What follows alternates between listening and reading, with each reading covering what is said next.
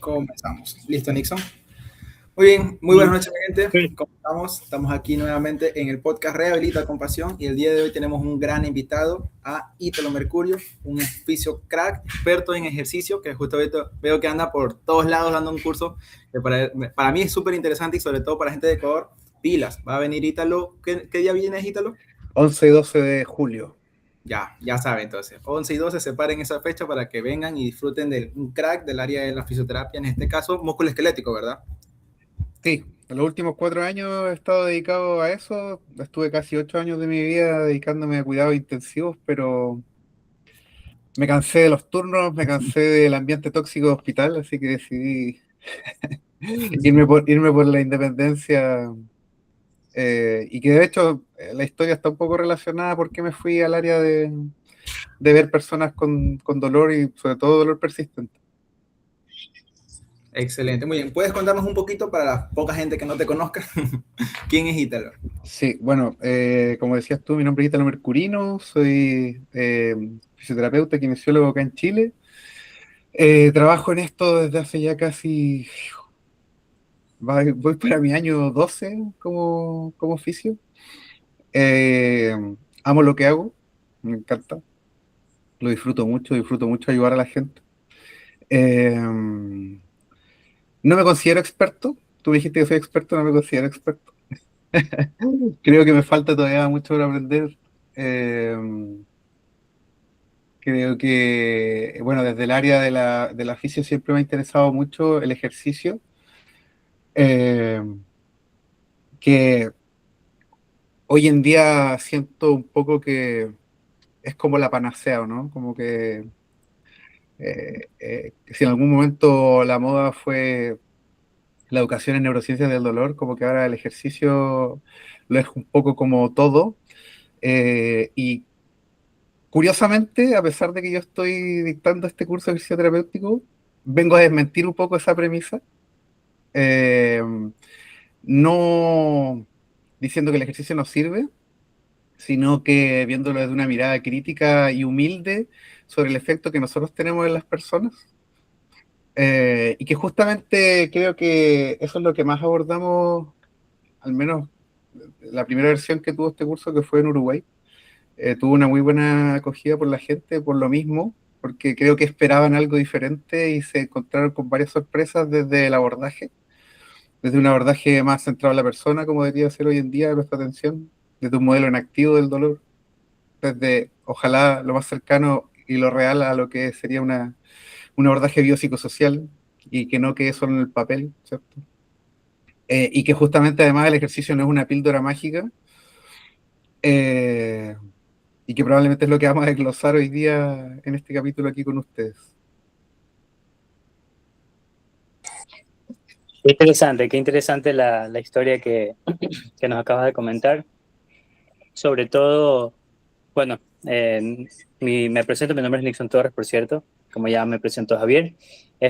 Sobre todo la parte que comentaste que te dedicabas a la parte de cuidados intensivos. Sí. Yo trabajé, bueno, yo fui enfermero, trabajé un tiempo en quirófano, pero en ocasiones rotaba por la unidad de cuidados intensivos. Y Ujú. personalmente, te lo digo personalmente, no me gusta esa área. Como tú mismo dijiste, es muy tóxica, es muy cargada de pensamientos negativos, Sí, sensaciones negativas, muy fúnebre. Yo siempre digo, es muy fúnebre, sí, es mi concuerdo. percepción. Sí. Pero es interesante ver el cambio radical que diste. Y yo quisiera hacer una pequeña pregunta. ¿Cómo fue este cambio por qué? ¿Cómo comenzó todo? Bueno, de inicio, creo que cuando empecé a trabajar en cuidados intensivos, lo que más me llamaba la atención era que había que tener como esta toma de decisiones rápidas. Esta, no alcanzaba a ser cognición como era más por predicción casi a veces. Eh, la verdad es que me gustaba esa sensación de estrés y de urgencia y de pensamiento rápido, intuitivo. Eh, Me gustaba que podías ver había una transversalidad en cuanto a lo patológico de lo que podías ver Había muchas cosas que desde las condiciones de patología, desde personas que podías ver en ese contexto. Y algo que me gustaba mucho es que algo que quizás no ocurre, por ejemplo, en nuestro contexto del área musculoesquelética, es que en esa unidad sí están inmersos todos los profesionales trabajando al mismo tiempo, entonces puedes empañarte de lo que hacen los otros eh, sin caer en sesgos. Puedes ver de ojo de vía directa, empírica, qué es lo que hace cada uno, qué se dedica cada uno, cómo interviene cada uno y cómo cada uno ayuda en la recuperación del paciente, que al final es lo más importante. El tema es que mi primera decepción fue que en esos tiempos donde yo estaba trabajando, obviamente a mí me encantaba la respiratoria, me gustaba mucho, pero también me gustaba mucho la parte del ejercicio, la recuperación funcional del paciente crítico. Y me encontré o tuve un encontrón cultural porque me di cuenta que mis colegas no hacían kinemotora, no hacían fisiomotora, y la fisiomotora era pasar al paciente de un sillón a la cama y de la cama al sillón. Eso era todo. No había ejercicio, no había, por ejemplo, eh, terapia con estimulación eléctrica, no había entrenamiento de la musculatura respiratoria, no había bipedestación del paciente crítico, no, no había nada, la verdad. Muy poco. Había algunos pocos valientes que se atrevían y a veces los que nos atrevíamos nos tildaban de, de temerarios, de arriesgados, netamente por a veces ignorancia y poca cultura. La verdad es que había bastante evidencia en ese momento, había bastante evidencia de los beneficios de la movilización oportuna del paciente crítico, pero desde un contexto cultural siempre se miró como algo más riesgoso, como algo poco, no sé si iba a traer muchos beneficios al paciente, más de los riesgos que podría traer. Y empezó un poco mi encontrón como cultural en esa área. Me llevé muchos retos, muchos colegas se enojaban conmigo porque no entendían el por qué yo a veces le dedicaba tanto tiempo a un paciente si estábamos en el servicio público y dedicarle, mientras más pacientes veías eras mejor, no mientras quizás más tiempo le dedicabas al paciente que sí lo requería, eres mejor. Claro, lamentablemente en lo público suele ser que mientras más rápido atiendas y más volumen atiendas, mucho mejor, pero nada que ver, o sea, no hay calidad ahí. Claro. Entonces, la verdad es que en ese mismo contexto empecé a encontrar ciertos mentores en esa época que yo veía, por ejemplo, a través de redes sociales. En esa época no era tan famoso Instagram, pero había un Facebook que era de Ivens Giacomazzi, que es un brasileño que se dedica a la intensiva, que él promovía mucho el ejercicio y me gustaba porque además él estaba en hospitales que eran de muy escasos recursos y él con esos escasos recursos tomaba cosas como una tabla, un elástico y hacía maravillas. Entonces me motivaba mucho ver que habían algunos oficios, como dice Rafa Ugarte, oficios de trinchera que aportaban desde su hoyito ahí, desde su trinchera probablemente tal, ¿cierto? Hacia una práctica más humana.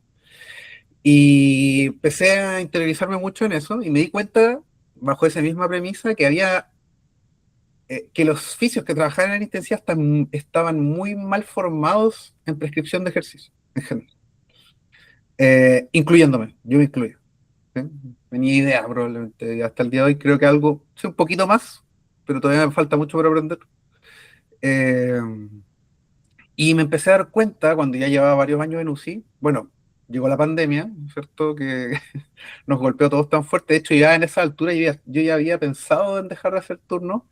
Tenía lista mi carta de renuncia, pero empezó la pandemia y mi jefa me dijo, olvida lo que te vas a ir, no hay posibilidad de que te vayas porque eres el fisio con más experiencia que tengo aquí en el hospital, así que no te puedes ir.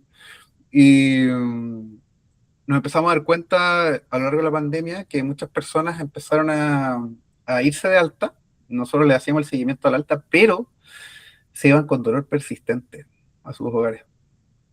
Había casi un síndrome, bueno, del paciente el long COVID o el post-COVID, que desarrollaban dolor persistente asociado, en ese entonces yo pensaba que era asociado al reposo prolongado, pero empezamos a dar cuenta que habían cosas que eran mucho más influyentes desde el aspecto, por ejemplo, desde lo psicosocial, como por ejemplo el trastorno de estrés postraumático, que hoy en día se sabe tanto cómo influye la regulación central del dolor, en los mecanismos inhibitorios, excitatorios.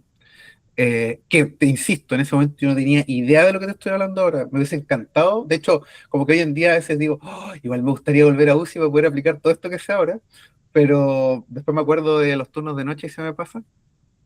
Entonces, de ahí empezó a nacer este interés por decir, quizás podría ayudar a estas personas que se van de alta, que lo farmacológico no los está ayudando con respecto a su dolor, que el ejercicio tampoco los está ayudando con respecto a su dolor, hay algo más que falta acá. Y ahí me empecé a interiorizar un poquito más en el área musculoesquelética, sobre todo hacia lo que mencioné anteriormente, que es la atención central a la persona y en la alianza terapéutica, que probablemente es el factor más poderoso, más que el ejercicio como tal. El ejercicio siento que es una vía, pero que finalmente la alianza es la que determina que se dé el contexto y el ambiente y el ecosistema para que la persona pueda salir adelante. Exacto, yo también lo comparto muchísimo, o sea, que de nada sirve ser el mejor fisio del mundo si no logramos tener esa alianza, esa conexión con el paciente, difícilmente vamos a tener buenos resultados. Y bueno, para comenzar con el tema que tenemos el día de hoy, que es ejercicio terapéutico o la fisioterapia basada en ejercicio, la primera pregunta es, según tu experiencia, ¿en qué momento crees que pasó de ser un complemento a ser el pilar de la rehabilitación? ¿En qué momento histórico? Le estás preguntando a la persona errónea, porque yo me iba pésimo en historia en el colegio. Eh, pero creo que sí hubo un punto clave, sobre todo en el abordaje desde la salud como tal, y que hubo un impulsor de esto que ni siquiera fue un fisioterapeuta, fue un médico, que fue Thomas Delorme.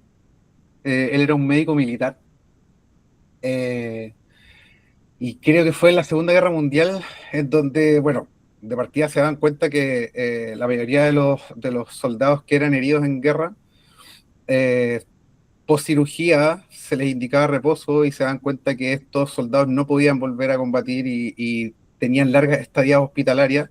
Entonces, en ese contexto de guerra, se estaban quedando sin camas, no tenían espacio para recibir más pacientes. Y él, como él era levantador de pesas, a él le gustaba mucho levantar pesas, entonces decidió ir en contra de todos los protocolos hospitalarios y contra todas las opiniones de sus colegas traumatólogos de la época, y decidió empezar a que los pacientes hicieran ejercicio con poleas y con pesos colgados de la extremidad. Y se dieron cuenta que los pacientes empezaron a salir antes, que los pacientes empezaron a irse de alta antes, que había menos tiempo de estancia hospitalaria, que había menos complicaciones asociadas a la cirugía. Eh, Inicialmente, obviamente, sus colegas lo cuestionaron, le dijeron que probablemente esto iba a ser más deleterio, iba a afectar más la recuperación de los pacientes, que iba a afectar el posquirúrgico, etcétera. Pero eh, primero, desde los resultados, desde los días cama y desde los outcomes funcionales, se dieron cuenta que los pacientes empezaron a salir mejor. Y Delorme dijo, si no registro esto y no lo publico, nadie me va a creer. Entonces lo publicó, no me acuerdo bien en qué año, eh, creo que fue con el 40 y tanto, en la revista ortopédica de cirugía revista de cirugía y ortopedia traumatología, creo que así se llama la revista. Y registró y publicó todo el avance que había tenido con estos pacientes desde el punto de vista de los outcomes funcionales y cómo disminuía la estancia hospitalaria cuando los pacientes eran sometidos a ejercicio terapéutico. De hecho, gracias a él nació el famoso 3 series de 10. Él lo inventó. Ese dato no me lo sabía. Él lo inventó. Hoy en día tan cuestionado el pobre 3 series de 10, hasta yo en algún momento lo cuestioné, pero que en realidad el problema no es el 3 de 10, sino que cuando está prescrito sin parámetros de intensidad o de percepción de esfuerzo por el paciente, o percepción de dolor del paciente. Eh, pero de ahí viene un poco, creo yo, un poco el cambio de paradigma desde que de lo que en cuanto a lo patológico había que prescribir reposo versus ejercicio.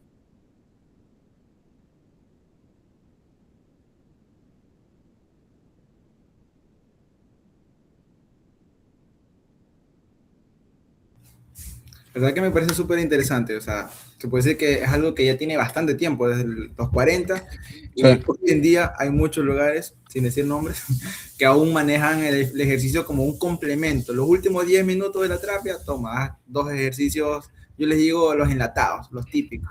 Exacto. Y chuta, la verdad que es una pena. Pero bueno, creo que ayuda mucho el trabajo que estamos haciendo en redes, sobre todo el trabajo que haces de difundir el movimiento, la parte activa realmente en la fisioterapia. Uh-huh. Totalmente. Casualmente hay algo que yo siempre digo a mis pacientes, que tal vez esté mal, tal vez esté bien. En la lógica clínica se me ocurre, pues no. Eh, si el cuerpo se enferma por falta de movimiento, la solución no es estar en una cama, la No, solución es darle movimiento. claro. Entonces, ujú, Ahí el problema radica en que la persona te dice, pero ¿cómo el movimiento me va a ayudar si el movimiento me enfermó, por ejemplo? Y ahí viene lo difícil. ahí la encrucijada. Claro, convencer a la persona de que no fue netamente el movimiento, sino que muy probablemente ese movimiento fue la gota que derramó el vaso. Hay que ver todo su contexto, qué otras cosas están influyendo Exactamente. más incluso. Bueno, Y y bueno, eso es algo cultural, eso es sí, algo que, y probablemente nos pasa a todos, que tendemos a echarle la culpa a lo último que nos pasó. Hay una analogía que me gusta mucho que usa Ben Cormack, que es la analogía del bosque seco. No sé si la han escuchado alguna vez, pero él hace la analogía de que en general le echamos la culpa a lo que inició el incendio, pero no vemos qué fue lo que secó los árboles. Entonces es más fácil decir, esto se incendió por esto, ¿sí? Pero no qué fue lo que provocó que estuviese más propenso al incendio, y que a veces basta con solo una chispa para que ese incendio se inicie. Y la misma analogía incluso te puede llevar a cómo abordarlo, porque en general si tú le preguntas a un bombero cómo se ataca un incendio, lo más probable es que te diga que el incendio no se ataca desde el frente porque el fuego va a seguir avanzando, sino que ver hacia atrás qué fue lo que provocó que se resecara el bosque. La verdad, nunca lo había escuchado, pero me parece interesante y se le puede dar bastante matices. Por ejemplo, ya se encendió. Ahora, ¿qué está haciendo que el fuego se siga incendiando más? ¿O qué vamos a hacer para que baje la llama hasta que se apague? Súper interesante, lo voy a empezar a usar.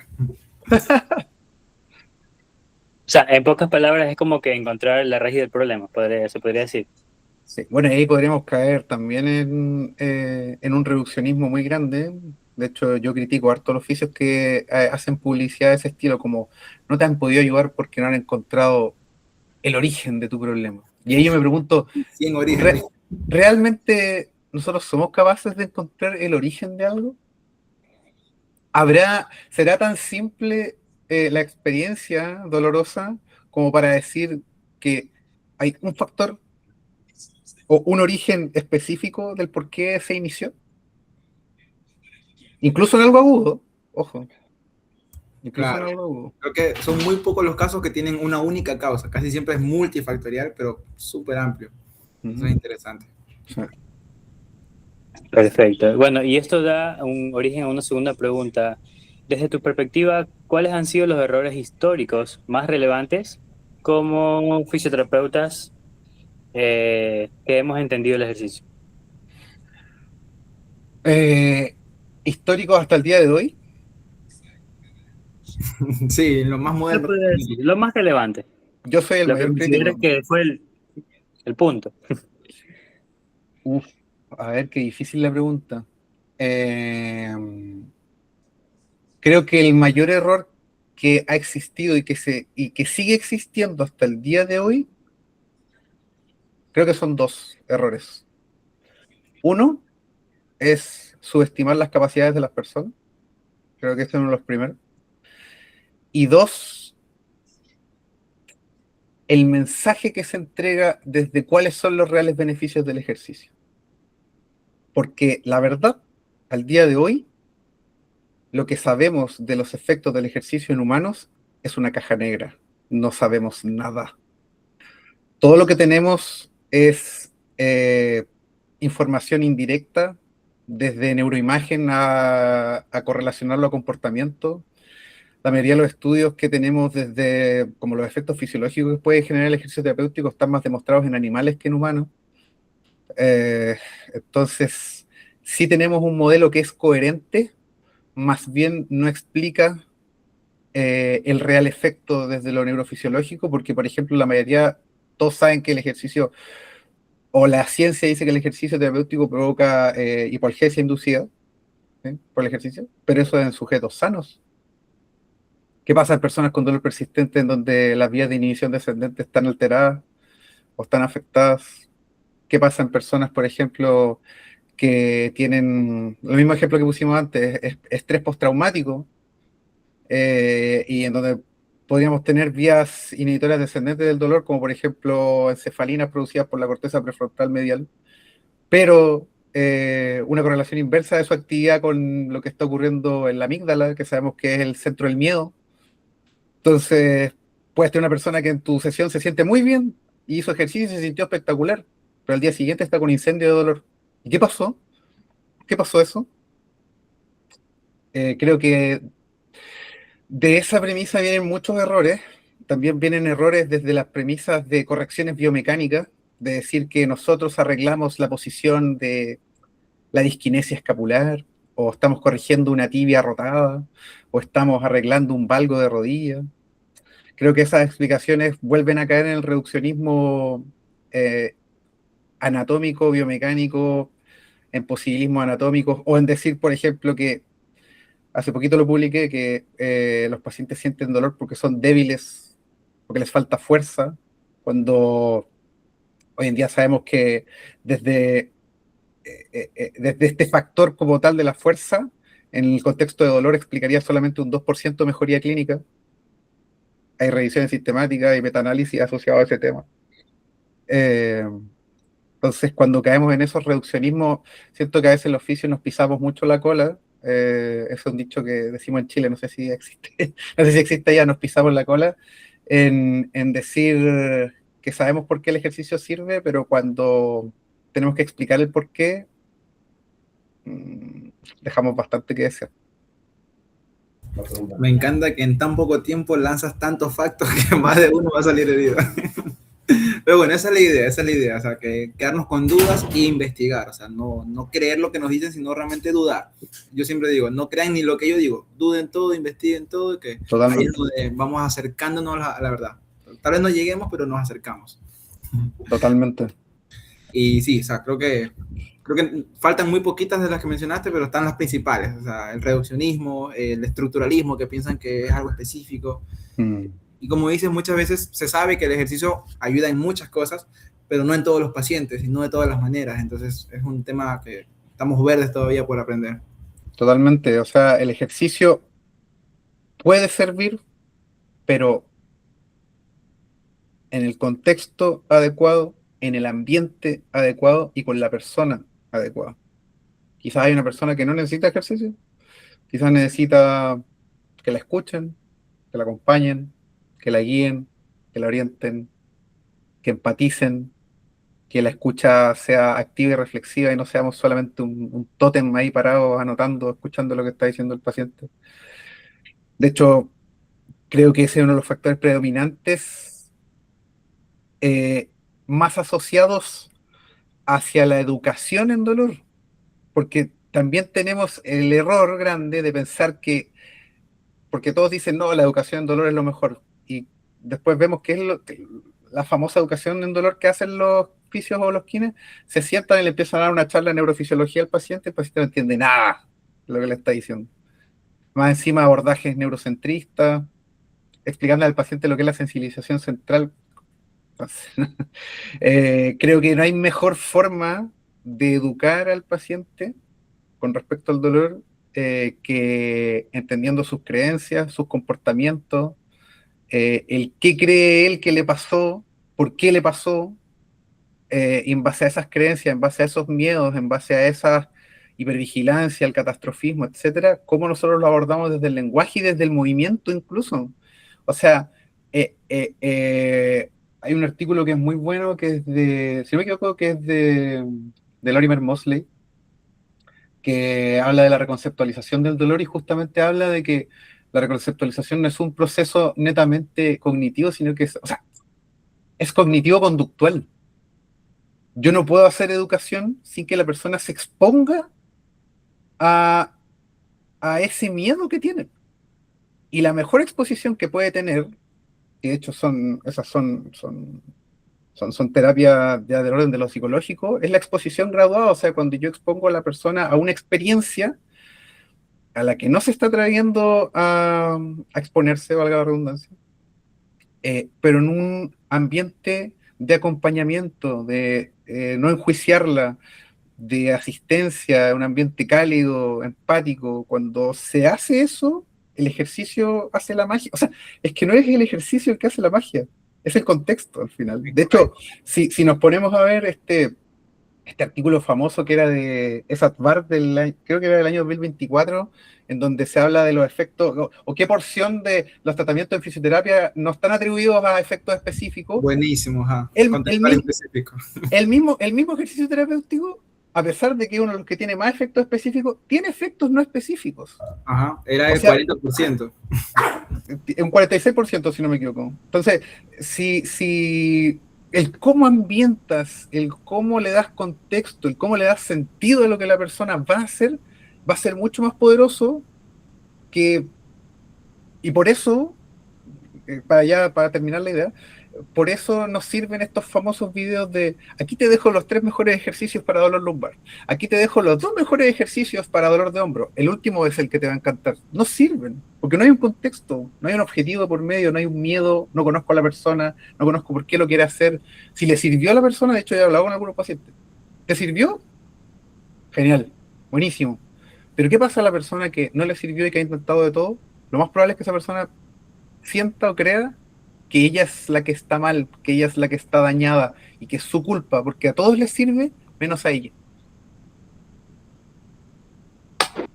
Ahora que lo mencionas, esto de aquí puede ser aplicado no solamente para fisioterapia o para la parte psicológica, sino en general.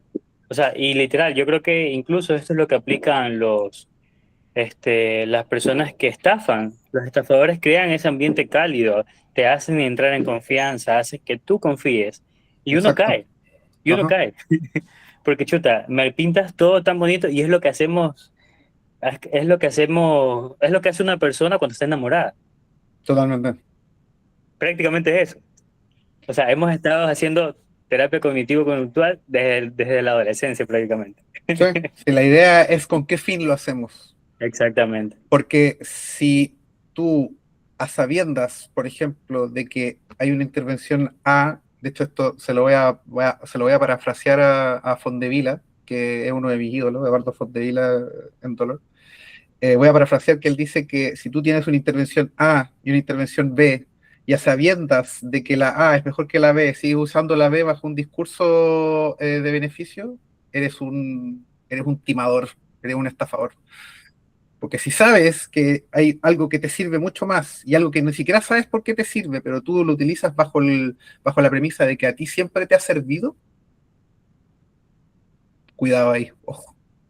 Puta, y eso le cae el guante a muchísima gente que sabe Probablemente. que lo que hace, la verdad, no tiene tanta evidencia o no tiene tanta eficacia, igual aún así lo hacen por costumbre o porque el paciente lo cree conveniente.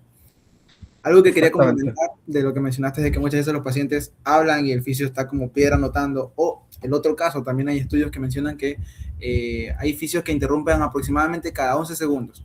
O sea que cada 11 segundos que el paciente habla, pum, interrumpimos algo y no dejamos que haya una comunicación efectiva ni eficiente.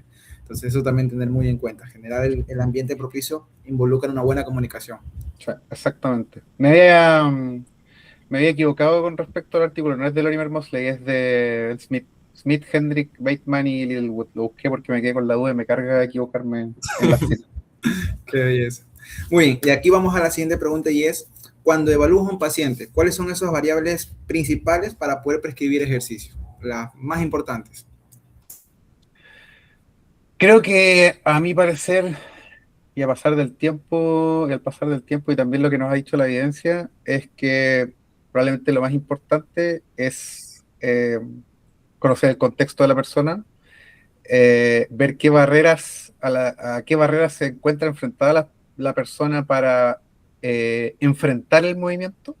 Yo creo que cuando hablo de barreras, no hablo de barreras eh, físicas, por ejemplo, no tener un gimnasio o no tener el espacio, sino que barreras desde lo psicosocial. Eh, ¿Qué es lo que piensa del ejercicio? ¿Qué es lo que piensa del dolor?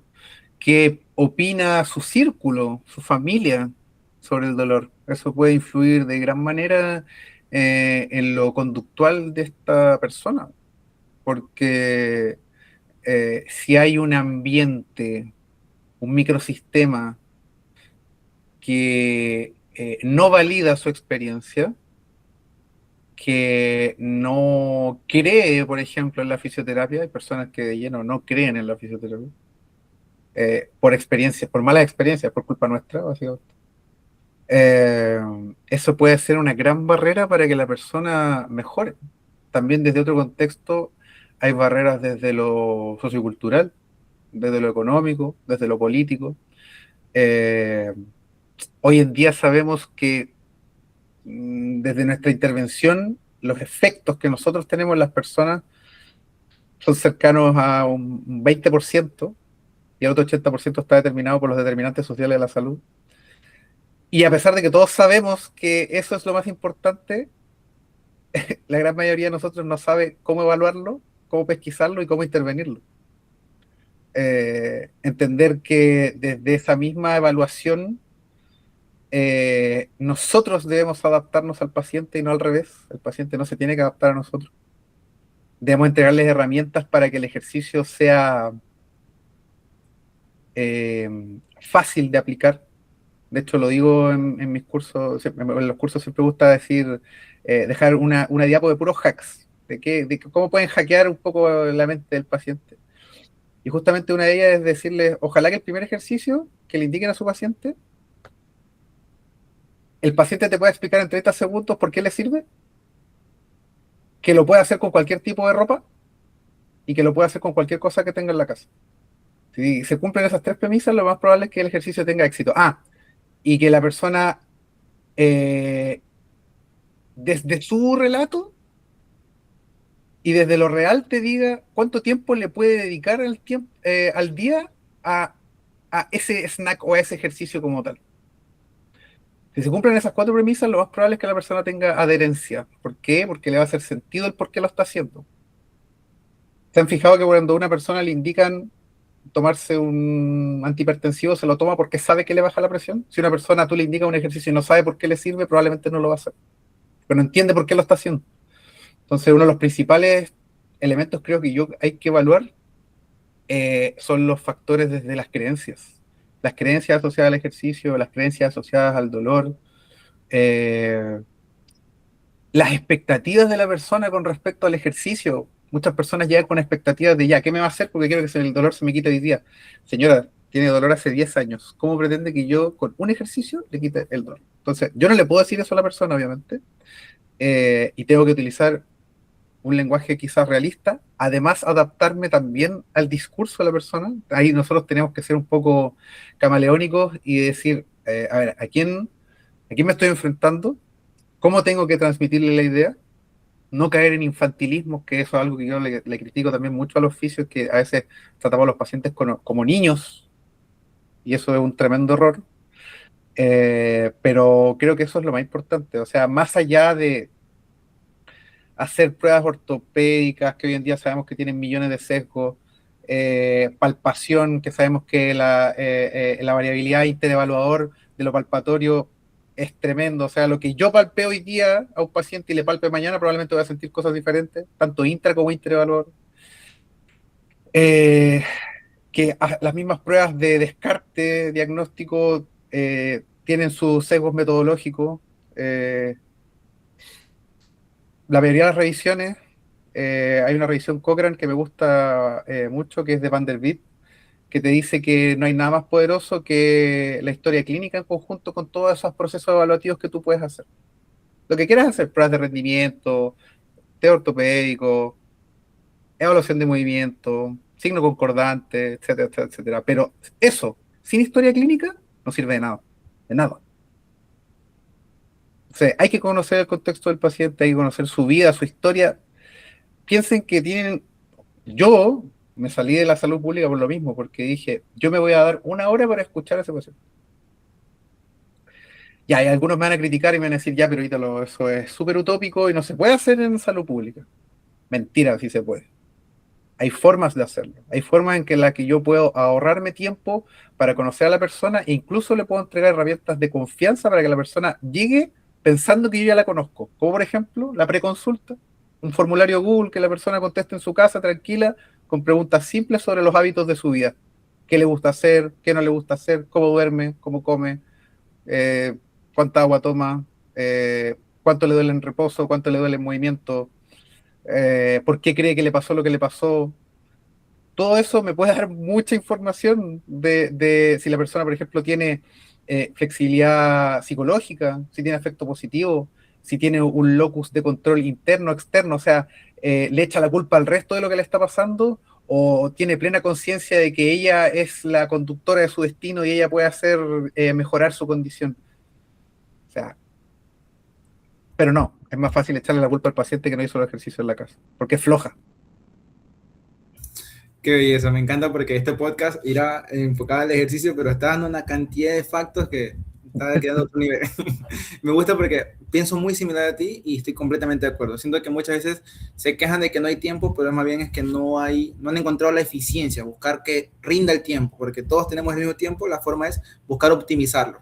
Y sí, la verdad que completamente de acuerdo. Esto de hacer la preconsulta, lo había pensado, pero veo que es algo súper interesante, porque sí, la verdad nos ahorra mucho tiempo. Yo precisamente me tomo bastante tiempo para entender todo su contexto. Horas de sueño, sol, hidratación, alimentación, estrés, y voy a ver si lo empiezo a aplicar para ahorrarme ese tiempito. Si la quieres y si la quieren los que están escuchando, yo tengo una hecha. De hecho, hace algún tiempo la compartí, se la regalé a la gente, la tengo hecha en un Google Forms. Es literal escanear un código QR y lo abres directamente en tu Drive y tú la modificas como tú quieras, pero es un... A mí me encanta, yo creo que tú sabes, Chay, a mí me encanta regalar cosas. Siento que si el conocimiento no se comparte, no sirve de nada. Y, no, Correcto. y se aplica, y que se aplique, porque a veces me piden cosas y no las aplican, no las usan. Me piden un paper, no se lo leen. O sea, yo les puedo regalar todo lo que quieran. Yo siempre regalo, doy. Pero si tú no le das aplicación a eso, difícil que Claro, te sirva de algo. se queda en el aire, exacto. Es como la gente que paga el gym pero no ve resultados, tienen que ir. O sea, si se les regala algo, aprovechen. Eso, prueben. O sea, si les doy la preconsulta, pruébenla. Pruébenla primero cómo funciona con sus familiares, con sus amigos, y después empiezan a aplicarla con sus pacientes. Vale, perfecto, perfecto. Muchísimas gracias. Lo voy a tomar en cuenta. Vamos a Sí, sí, conversar. pídanmelo. Perfecto. Y me viene una pregunta fuera del guión. Ajá. Es, en promedio, sé que hay pacientes que se toman poquito tiempo, otros que toman mucho tiempo. En promedio, ¿cuánto tiempo te toma evaluar? Entendiendo que haces una evaluación lo más integral posible. La verdad, soy súper flexible en ese contexto. Cuando veo desde la preconsulta que la persona tiene flexibilidad positiva, ¿sí? Flexibilidad psicológica positiva y está más en un espiral ascendente, o sea, no está cayendo en un círculo de pensamientos negativos, lo más probable es que me demore entre 45 minutos, 50 minutos aprox. Pero si desde la preconsulta identifico que la persona viene con efecto negativo, espiral descendente, flexibilidad psicológica negativa, locus externo, todo esto es culpa de los otros, no es culpa mía.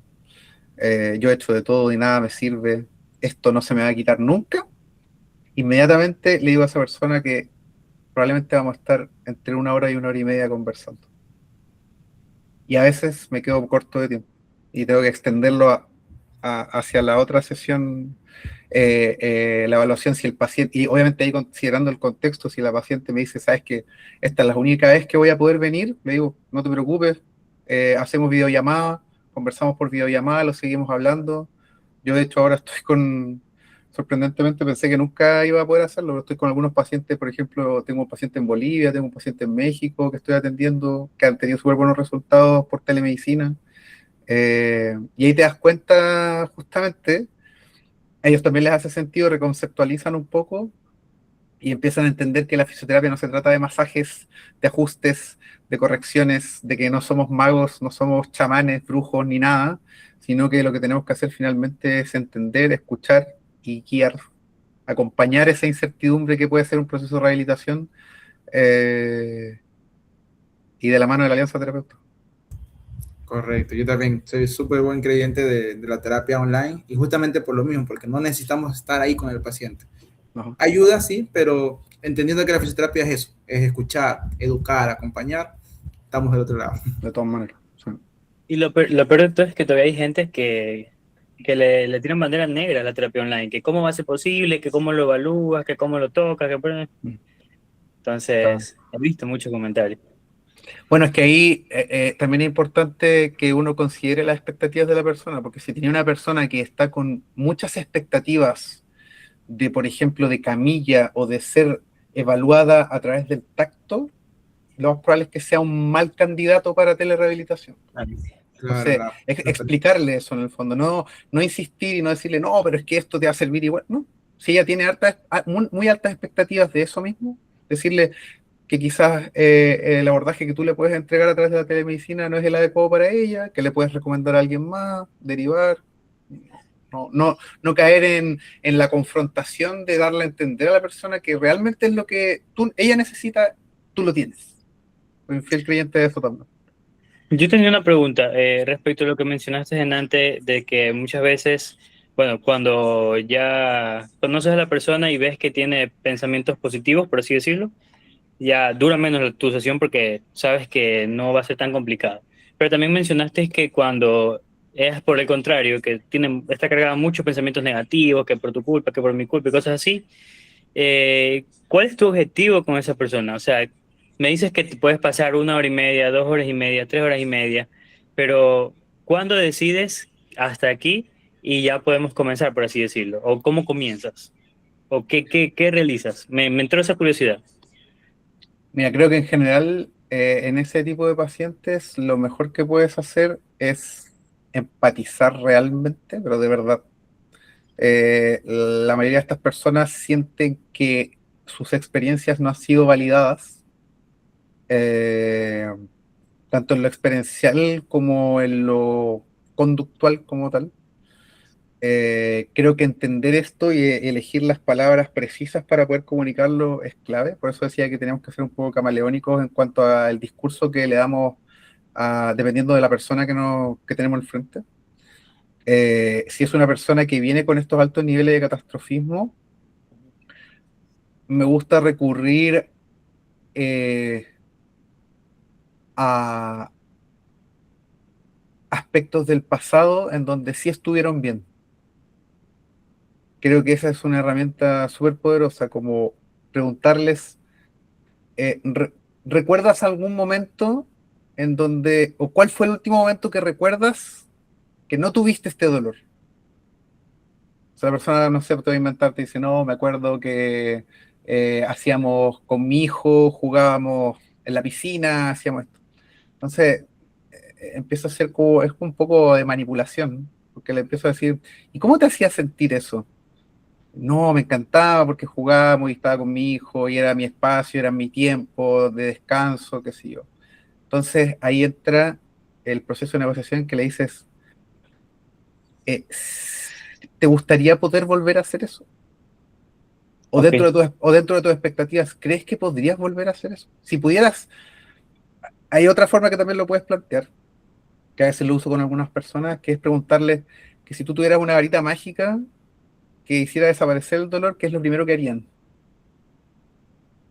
Esa es una pregunta súper poderosa porque la persona va a pensar qué es lo que primero haría si no tuviera ese dolor.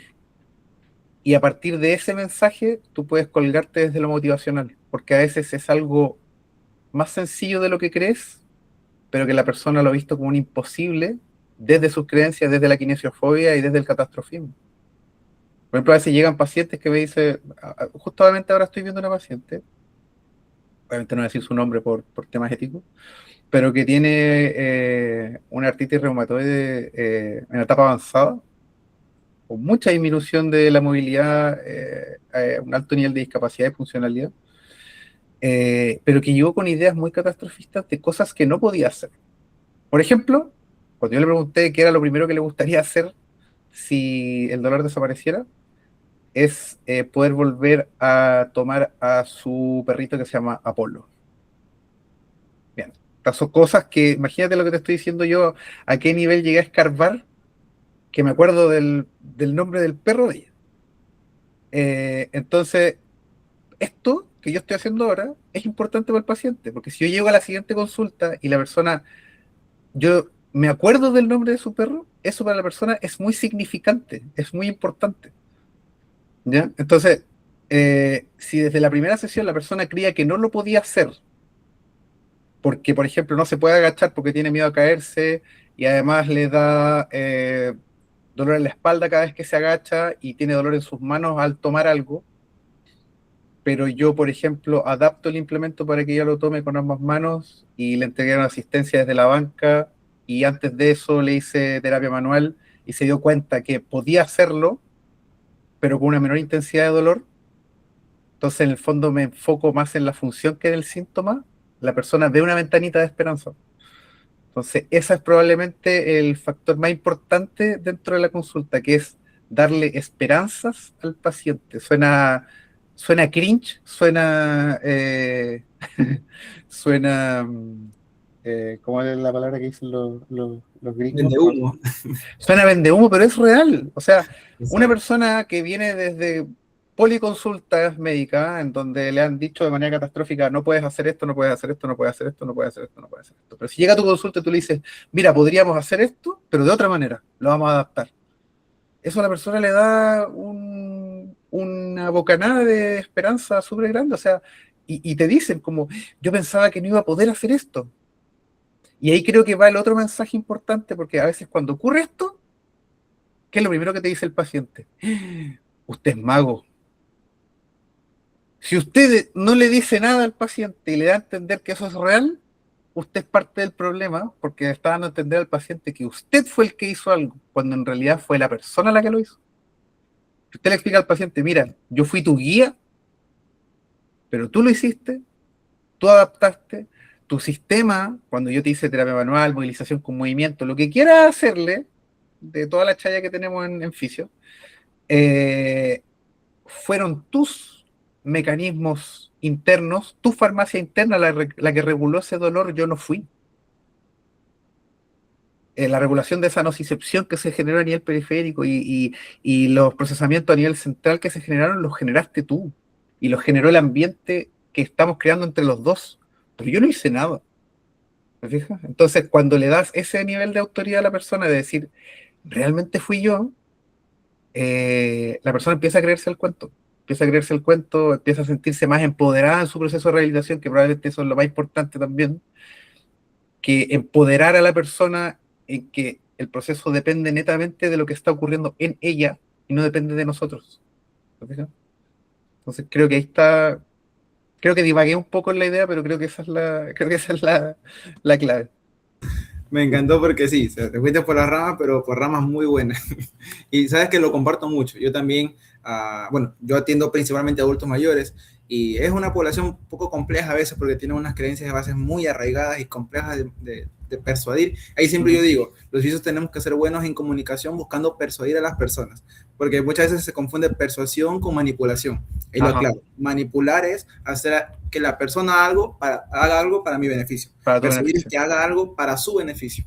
Exacto. Y bueno, pues lo que yo hago es muy similar a lo que tú dices, es desde el inicio les pregunto, imaginándonos que usted esté perfecto, no le dele nada, puede hacer todo lo que quiera, ¿qué le gustaría volver a hacer o hacer por primera vez? Y justo me pasó con una señora similar que tuvo una artrosis grado 3 en ambas rodillas, vivía en un cuarto piso y no podía subir las escaleras, tenían que cargarla todos los días.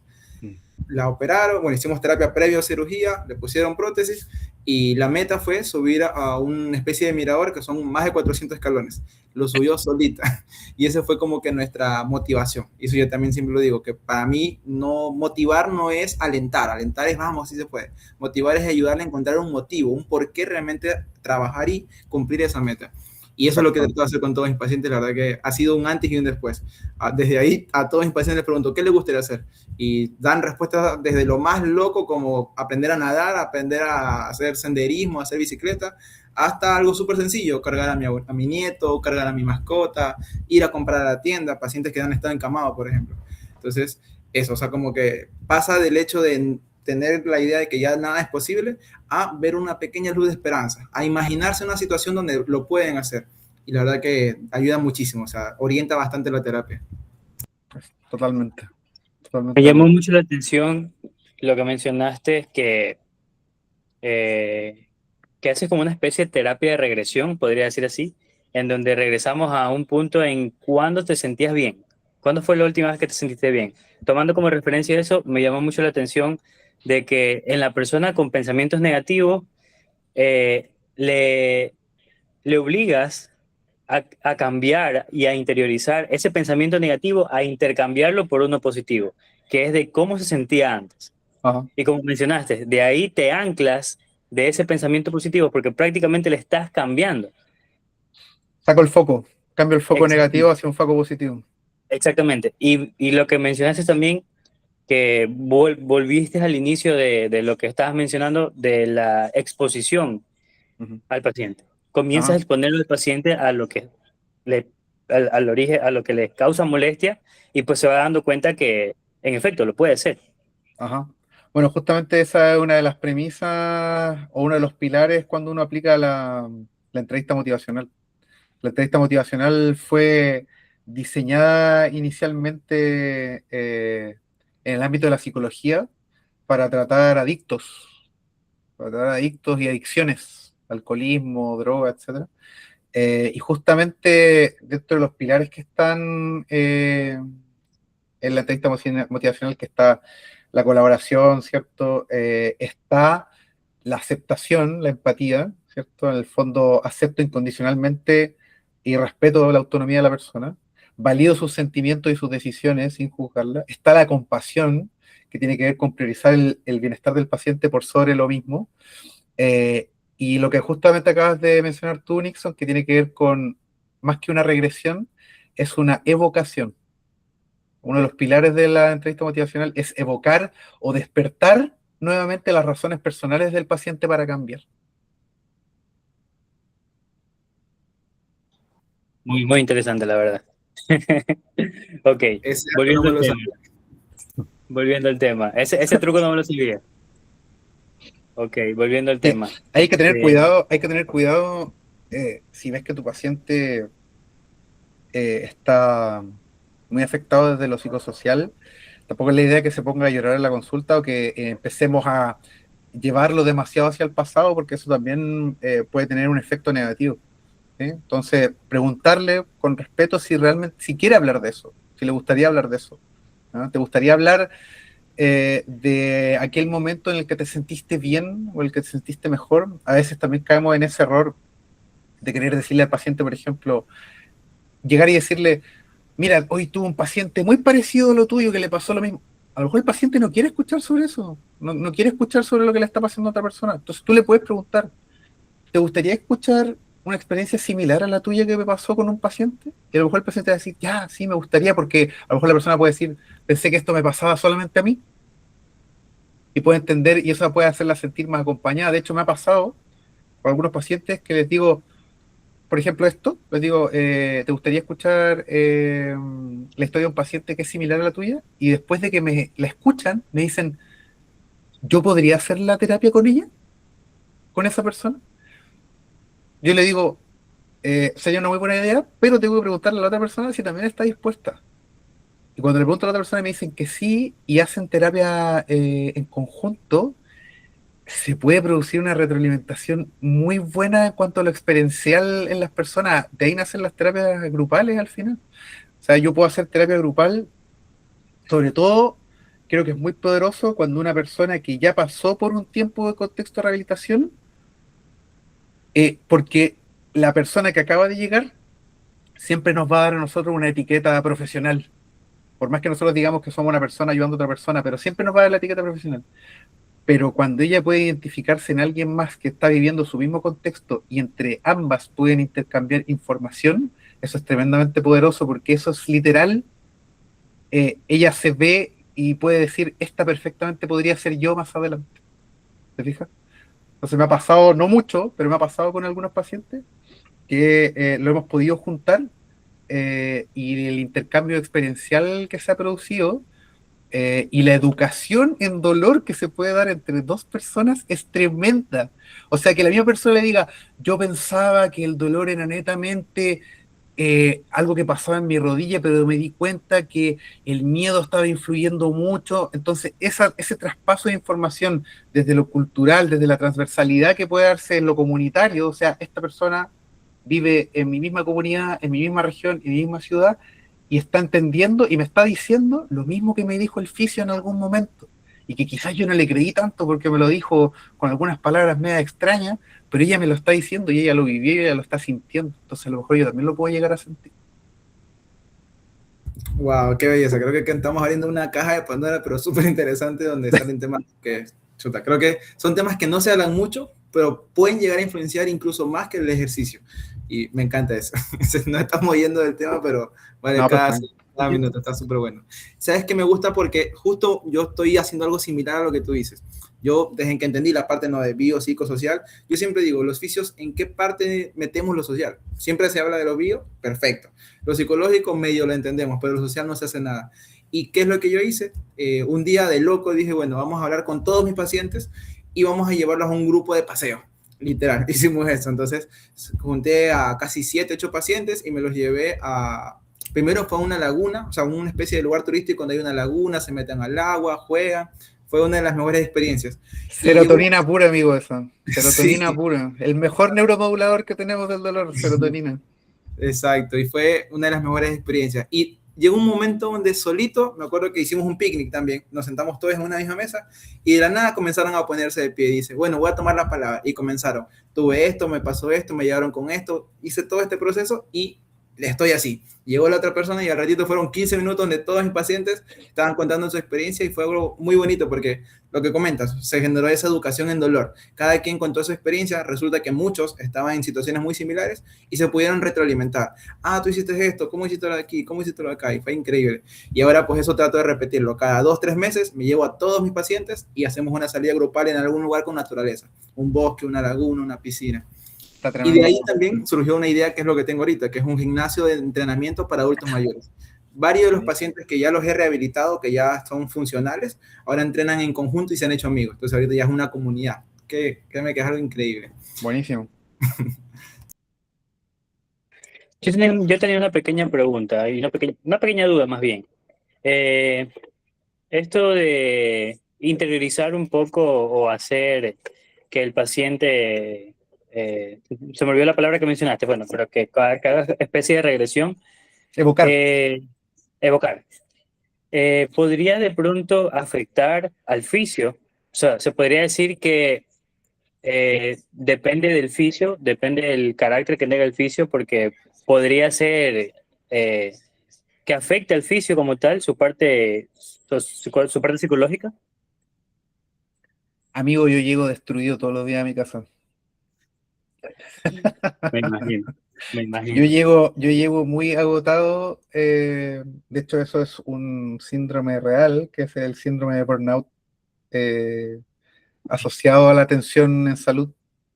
Eh, las personas con dolor persistente en general, nosotros hemos hablado de un contexto súper bonito, pero cuando hay condiciones de adversidades de lo cultural, político, el acceso a la salud, banderas azules, banderas negras, etcétera, como mencionaron ustedes, el lidiar desde lo educacional y desde lo comunicacional con los pacientes en ese contexto es muy difícil.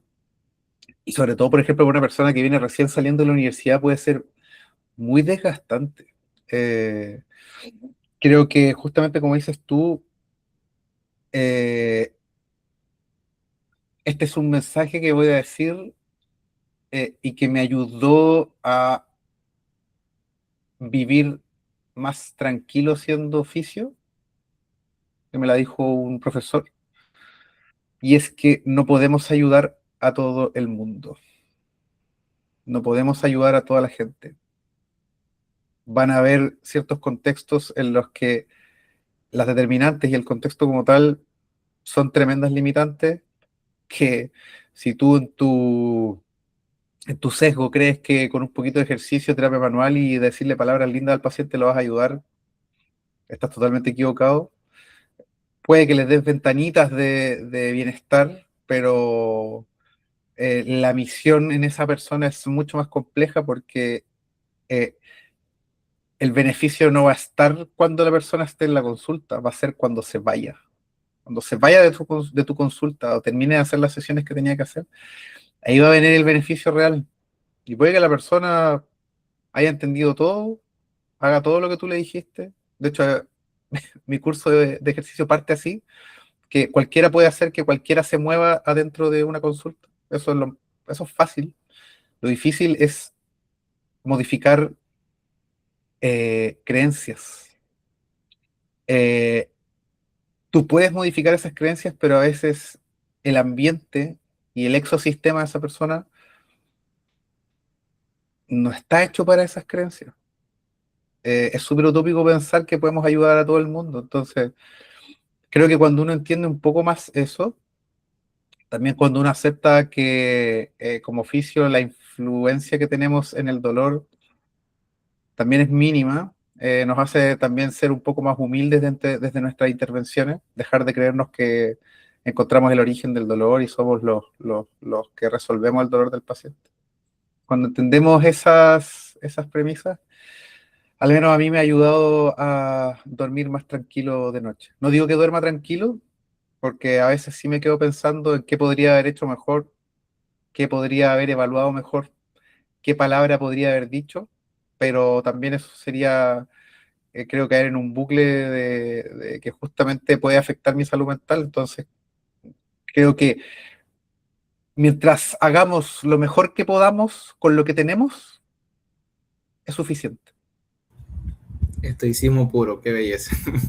Sí, sí, te entiendo perfectamente. A mí también me pasa. Yo me pregunto, ¿será que estoy haciendo las cosas bien? Como que te entra ese síndrome del impostor. Pero bueno, eso creo que también nos da cierta humildad de decir, no estoy 100% listo. O sea, que hay que estar en ese proceso constante de prepararse. Amigo, y es preferible que estés en esa parte de la curva del Dunning-Kruger que estés en el ápice diciendo, yo soy un experto y te voy a enseñar este fin de semana cómo curar el dolor a esa persona con dolor de rodilla. Prefiero, y lo hablo con los chicos de la universidad y con los alumnos que llegan acá a mi centro, les digo, si ustedes se van a dar cuenta que mientras más estudian, menos van a saber, más dudas van a tener. Que el cuestionamiento clínico es algo que no se acaba nunca. Y si algún día se acaba, vean qué están haciendo mal, porque no puede acabarse. Sobre todo hoy en día que hay una infoxicación de estudios, te leís algo hoy día y mañana sale algo nuevo, entonces quizás hace 30, 40 años atrás eso era más factible porque lo que estudiábamos era de libros y eso ya venía con un retraso de 10 años de traducción, pero hoy en día eso ya no es excusa para leer. Tenemos inteligencia artificial que nos resume los artículos, nos hace podcast, infografía, o sea, si es malo en metodología de la investigación, puedes pedirle a ChatGPT que te haga una charla y que te enseñe. O sea, literal ya que alguien me diga, que a veces me dicen, Ítalo no tiene este artículo traducido, amigo, es cosa de tomar el PDF, pasárselo a Google Translate y te lo traduce automático. Y aunque no lo traduzca 100% perfecto, lo vas a poder leer y lo vas a poder entender. Me encantó la frase. ¿Y cómo dijiste? Infoxicación. Infoxicación. La voy a usar más seguido, me encantó. Es que hay intoxicación de información. Yo me meto a Instagram. De hecho, a lo mejor también va a ser un comentario funable, Sí, nombre, pero, no pasa nada. no es nombre, pero a veces me pasa que llega a una altura del día, por ejemplo, ahora a las 10 de la noche, que me meto a Instagram y si me aparece algo de fisio, me lo salto.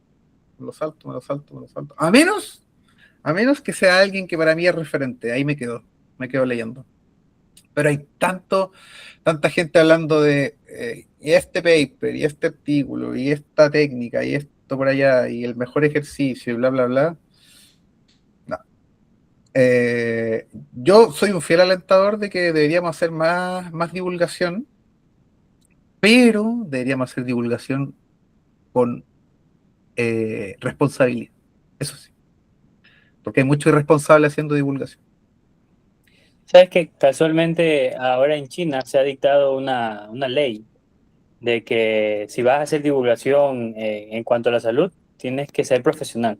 Tienes que subir tu certificado o tu título, no sé, pero demostrando que Amigo, eres profesional y puedes amigo hacer. Nixon, amigo Nixon, hasta los con título están hablando barbaridades a veces.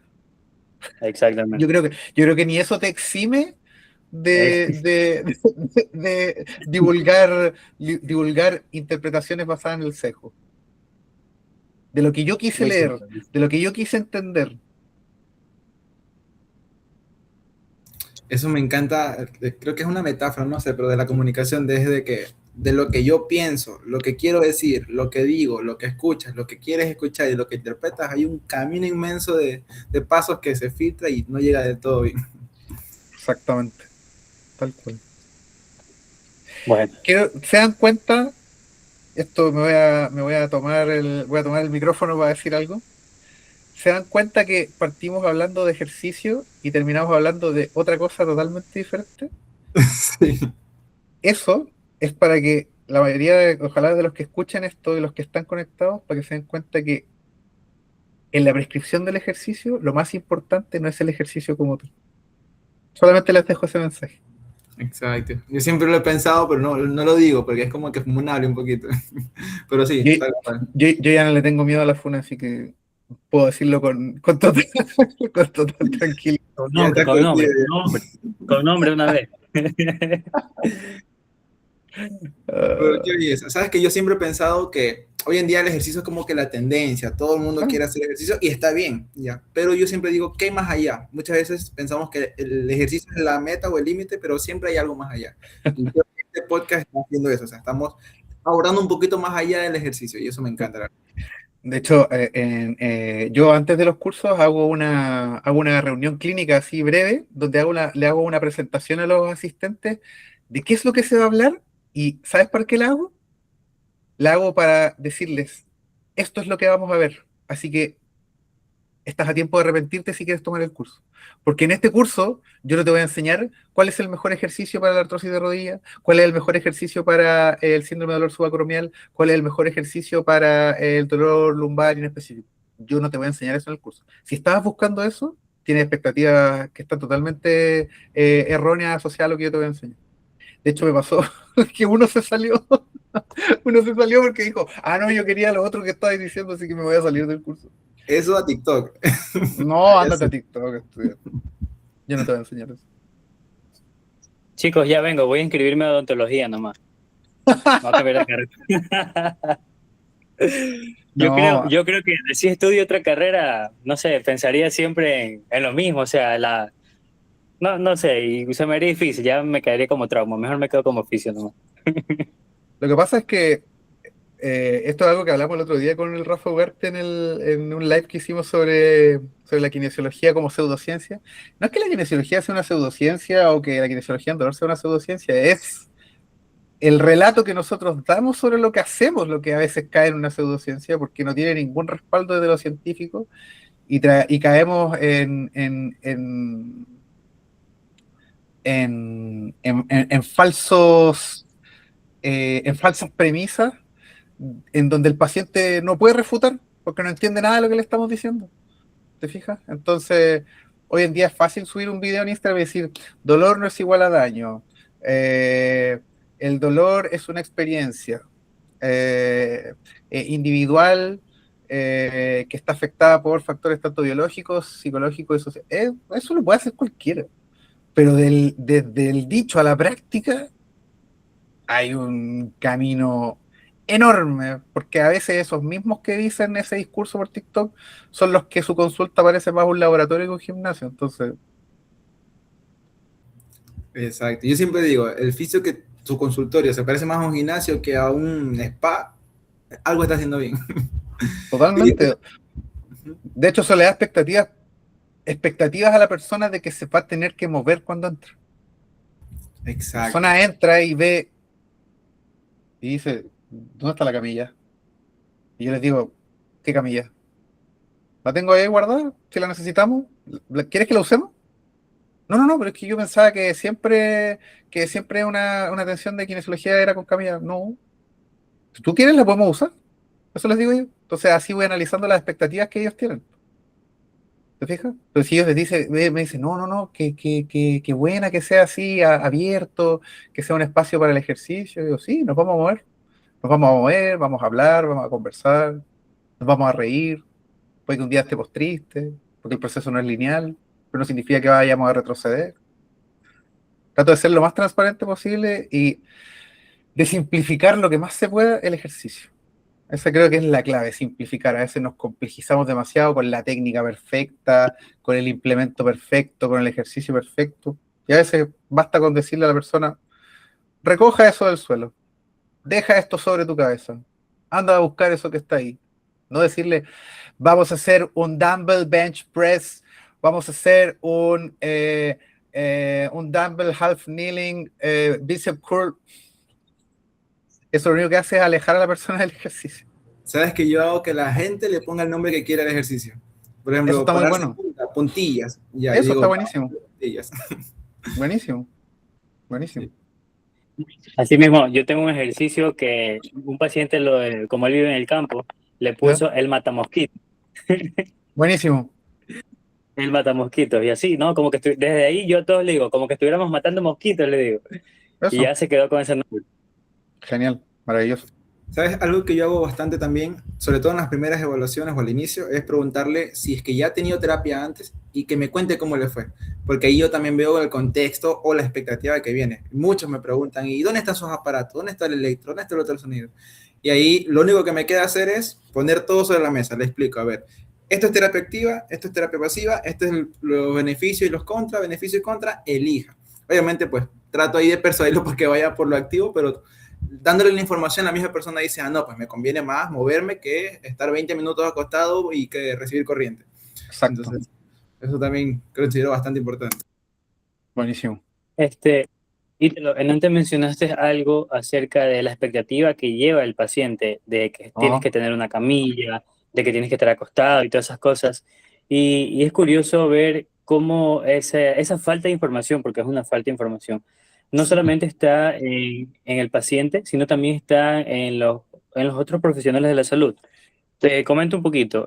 Con unos colegas y amigos fundamos un centro médico, ¿ya? Entonces, cada quien tiene su área, hay médicos generales, médicos ecografistas, hay rayos X, hay ecografistas, hay laboratorio clínico, ahí tenemos todas las áreas, ginecología, obstetricia, todo. Entonces, en el momento en que yo estoy adecuando mi espacio, que aún estoy en trayecto, eh, como habían cosas que ya ciertos colegas tenían, por ahí nos íbamos dando, mira, esto te va a servir, mira, esto te va a servir. Y llegó un colega y me dice, mira, aquí está tu camilla, una camilla. Y yo, ya, sí, déjala por ahí. No, pero esta camilla tiene que ir aquí porque aquí queda perfecto. Ya, sí, porque es de las que de las que se doblan. Ya, sí, déjala ahí doblada, déjala ahí, ya después me encargo. No, que por aquí ya tienes que abrirla, que esta te va a aguantar. Y viene otro y me dice, no, toma, mira aquí, te regalo una compresa caliente que por ahí yo tenía. No, que por acá te regalo ¿cómo es? Un aparatito de corriente de esos que valen 50 centavos en los bazares.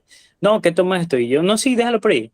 No, porque se te va a perder, eso, tienes que usarlo. Y digo, no, es que yo no uso eso. Y de ahí yo digo, no, mire, yo voy a poner por acá un set de mancuernas, por acá voy a poner las kettlebell, por acá voy a poner un espejo para que las personas se vean. Pero ¿para qué necesitas eso si el paciente va a estar acostado? Entonces ahí te das cuenta que esa desinformación no hay solamente en los pacientes, sino en los otros profesionales de la salud. Y es cuestión de nosotros desmentir todas esas ideas que tienen sobre nosotros. imagínate una persona que entra a un consultorio, que viene a buscar una solución a su problema y ve que el kinesiólogo que la va a atender de partida no la ha podido atender porque está atendiendo a 7 pacientes más. Horrible. Ya, Javier, Que di nombre, ya. te toqué la fibra, Javier. Acá podemos dar muchos nombres. ¿Te fijas? Entonces todo eso empieza a reducir mucho las expectativas del paciente. Si entra y ve que su fisio está atendiendo a 7 personas más, ve que hay 20 pacientes acostados y uno moviéndose y el que se está moviendo está solo, no sabe si lo está haciendo bien, está mirando para todos lados. o está con el implemento pero está viendo la tele, esa persona ya dice, vengo a lo mismo que he venido siempre, lo mismo de siempre, hice 60 sesiones el año pasado y no me ayudó y volví a lo mismo y voy a volver a gastar plata en esto. Claro, y no cree que ese oficio es malo, cree que la fisioterapia es mala. Ese es el detalle. Exactamente. Maldita fisioterapia, ¿cómo es? Maldito fisioterapeuta, arruinaron la fisioterapia. Exacto. Yo siempre he creído, bueno, también desde mi sesgo, ¿no? Porque yo tiendo casi que un 100% a domicilio. Siempre he creído que el domicilio es de las mejores formas porque realmente tenemos un paciente con un fisio y 100% de atención en el mejor de los casos, que también hay muchos que se ponen ahí en el teléfono. Ah, Hay una reflexión que me gustaría dar, que me hizo, varios amigos, compañeros me preguntan como que qué pueden hacer para trabajar, como para mejorar. Y una vez me preguntaron uno que cuáles son las herramientas más importantes para llevar a fisioterapia a domicilio, ¿ya? Y ahí me viene una reflexión propia. Yo al inicio llevaba todos los juguetes, llevaba que las pesas, que las mancuernas, que las ligas, llevaba todas las cosas para hacer ejercicio. Y yo le decía al paciente, bueno, lo que hicimos trate de hacerlo ahora usted solito. Y después el paciente, pero ¿y con qué mancuerna? ¿Con qué liga? ¿Con qué cosa? Entonces ahí es donde yo que dije en cuenta, no, pues o sea, qué chistoso yo, le llevo todas las herramientas, le enseño cómo hacer con las mis herramientas, pero me voy yo y no tiene con qué. ajá. Entonces desde ahí trato de adaptar, de usar, o sea, hacer lo más recursivo posible, usar lo que el paciente tiene. En el mejor de los casos, si el paciente tiene el recurso, pues bueno, le ayudo a que se consiga o le doy comprando, busco la manera. Pero si no, trato de ser lo más recursivo posible. Y ahí yo siempre digo, la herramienta que yo más uso por lo general es un globo. No sabes la maravilla de ejercicios que se pueden hacer con un globito. Puede hacer de todo. Con un globo, con 2 kilos de arroz y con una botella de agua. O una pelota. Efectivamente. Ahora, ahí te hago la pregunta a ti. ¿Cuál crees que son las herramientas más indispensables en fisioterapia? Las que tú más recomendarías o más usas. La comunicación. No hay ninguna mejor.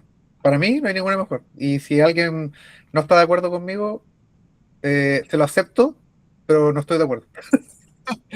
Creo que no hay ninguna herramienta mejor que esa. Tener buena comunicación, tener no solamente empatía afectiva, que es ser simpático, amoroso, sino que Yo también tengo tener una. empatía cognitiva, que es cómo le explico a la persona, dependiendo de su perfil y de su fenotipo de personalidad, el cómo le voy a explicar algo para que lo entienda. Eh, Creo que esa es la más importante. O sea, si desde lo comunicacional no entendemos cuáles son las necesidades de la persona y además eh, creemos saber cosas tan complejas, pero después no somos capaces de traducirlo en algo simple hacia la persona, es porque quizás no sabemos tanto de eso. Yo tengo una herramienta importante y muy necesaria. Una sonrisa. ¿Sí? Es que, ojo, que cuando yo hablo de la comunicación, hablo tanto de la verbal como de la no verbal. Exactamente. ¿Sí? Porque si el paciente me está diciendo, el cuello me duele desde hace 10 años y yo hago esto, Sí. eso puede impactar de manera muy negativa en el paciente. En cambio, si yo me mantengo sereno mientras la persona me está escuchando, si la persona me dice que cree que puede mejorar, y cuando me dice eso, yo sonrío y le digo, le reafirmo que efectivamente puede mejorar, eso puede ser muy poderoso. Sí. Tal O vez la típica. Te dan la esta de radiografía. Tú no sabes ni leer esa vaina de radiografía, pero ves por ahí algo que supuestamente está mal y haces esta cara. Entonces, Exacto. Ahí rompiste la alianza en pedazos. una de las mayores herramientas que yo uso para reforzar esa alianza, en cambio, es chocar las manos. Termino Sí. el ejercicio, lo hizo bien, chóquela y bastante. los pacientes se enamoran. Ah, ya, Funciona, ya funciona sé para cuál, cualquier edad. ya sé Para cuál cualquier herramienta edad me funciona. faltó. Es decir, A ver, la música. sí. La música es tremendamente importante. Tremendamente importante. O sea, si llega una persona, por ejemplo, con dolor persistente, que llega sensibilizada, que llega con miedo, y yo le pongo, no sé, Metallica, lo más probable es que no esté aportando en que ese ambiente sea un ambiente relajado. En cambio, si pongo un bossa nova, un jazz, algo tranquilo, una CMR que están tan de moda hoy en día. Si el paciente, por ejemplo, alguien dijo ahí, el Johnny, si tengo un paciente que le gusta bailar y ha dejado de bailar por dolor de rodilla y yo le pongo un reggaetón, quizás eso le devuelve un poquito las ganas de bailar. Entonces, considerar el contexto de la persona y sus gustos, sus hobbies, su pasión, qué es lo que le gusta. Yo me he paseado desde Juan Gabriel en la mañana, en la tarde pasando por Iron Maiden y en la noche terminando con Pavarotti. O sea, he pasado por todas las áreas musicales dependiendo de la persona con la que estoy. Y creo que la música es una tremenda herramienta para hacer más ameno el ambiente para el movimiento. Qué belleza. Sabes que yo de hecho tengo justamente Spotify Premium por lo mismo. A Eh, casi todos mis pacientes les pongo música que ellos me dicen. ¿Cuál le gusta? Esta, listo. Y de Eso. hecho tengo un paciente que ahorita es un caso bastante complejo. Es adulto mayor, tiene Parkinson, tiene sarcopenia, pero avanzadísima. Y tiene fracturado ambos hombros y una cadera. Le pusieron prótesis. O sea, una sola pierna le funciona bien. Entre comillas, porque igual tiene sarcopenia. Y ese señor, cuando no tiene música, es como que lento, como que no tiene energía. Le pongo la salsa, que es salsero, y se pone a bailar, se para, baila, camina, hasta baja un poquito cuando está meneándose todo. O sea, le cambia completamente la actitud. Y algo que quería comentar justamente relacionado a todo esto es que el día que yo entendí que lo más importante es las habilidades blandas, que las técnicas y los métodos, dejé eso de lado y me puse a aprender realmente habilidades blandas, comunicación efectiva, comunicación más eficiente, y créeme que ha sido un antes y un después. Y como Totalmente. plus, algo que yo hago en todas las sesiones, bueno, hoy en día trato de hacerlo en todas las sesiones, es que el calentamiento lo hago lo más lúdico posible, que el paciente se divierta, si se ríe mucho mejor. Hago el entrenamiento o el circuito, el ejercicio, y al final trato de todos los días cerrar con mínimo 5 a 10 minutos de respiración profunda y si es posible meditación, con audios de frecuencias lentas y todo. Los pacientes salen súper encantados porque creo que algo que prácticamente todos tienen es altos índices de estrés, casi todos. Entonces regularle un poquito eso es mágico y eso es que ha hecho que me cojan amor mis pacientes. Sí, mindfulness tiene mucha evidencia. Exacto. Sí, y eso viene bastante para las personas que recién están saliendo a la vida laboral y Ajá. preguntan, cuál es el equipo que más me va a servir? ¿Cuál es el primer equipo que tengo que comprarme? Y realmente piensan que son los equipos más costosos que el electro, que el magneto, que el ultrasonido. Y realmente no. Cuando yo fui, no les miento, cuando yo fui a comprar, cuando recién salí, lo primero que me compré fue una mochila. No, de hecho, la mochila me la regalaron en un congreso, ya me acordé. Y ahí la tengo, sí, sí. Lo segundo que me compré tenía $50.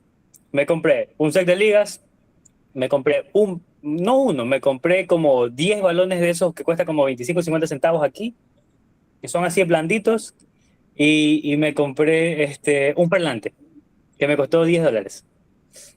Y me quedó para tanquear el carro $5 de gasolina y para comerme una mochila, literal.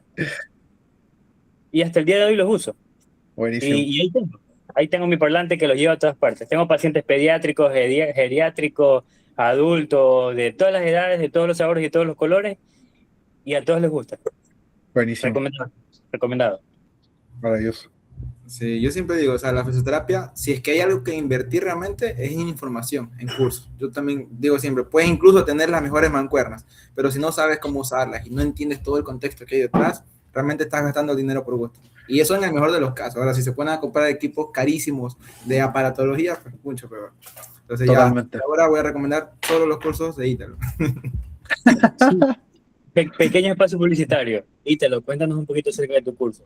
Todavía hay cupos. Me interesa muchísimo, la verdad. Sí, la verdad es que lo lanzamos hoy día. Joana me está ayudando. Va a ser en Cumbayá. Creo que eso está como a 15 minutos de Quito, ¿no? Sí. Somos de Guayaquil, pero creo que sí. Eh, Está como a 15 minutos de Quito y es el 11-12 de julio. Van a ser solo 12 cupos, no más, porque Wow, no me gusta que haya mucha gente en los cursos. Me gusta que la experiencia sea como más inmersiva y que podamos interactuar más entre todos. wow, no sé, Eh, muy chiquito va a com- ser. sí, sí, sí.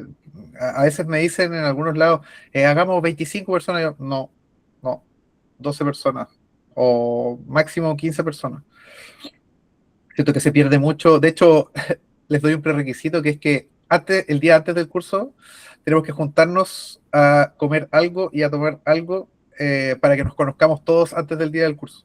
Wow, ya quiero ir. Porque no solo es conocimiento, es experiencia. Es Qué que, es increíble. que, es que, es Separan que es los dos, separan los prerequisito, dos. ¿sabes por qué? Porque al otro día ya se genera un ambiente de confianza porque todos se conocen. Entonces no hay miedo a preguntar, no hay miedo a interrumpir, no hay miedo a interactuar entre todos. Se crea una atmósfera mucho más amena en el aprendizaje. Y pocas veces se da eso. Como que a veces los disertantes, los expositores se creen rockstar y no se juntan con la gente, no hablan con la gente, y creo que eso es súper importante. Es parte del proceso de alianza. Claro, o sea, si se lo puede practicar entre colegas, va a ser mucho más fácil ponerlo en práctica con pacientes. La verdad que me Mucho encanta más eso. fácil, mucho más fácil. Además, es más, te sientes más en confianza para preguntarle al que está dictando el curso. Totalmente. Ya, me gustó. Yo creo que me voy a inscribir. Ya me convenciste a mí. Así que eso, es el 11-12 de julio de este año. Son 12 cupos. Hay un valor de preventa que va a durar solamente hasta fines de abril. Después sube el valor. ¿Y qué más? Eso, Dale, eso. dale, perfecto. La verdad que ya solo con eso ya me encantó. El tema me gusta, pero ya con eso me encantó, porque muchas veces siento que no se le da la prioridad al tema del networking, del relacionarse entre sí. Ya me ha pasado que Es lo más importante.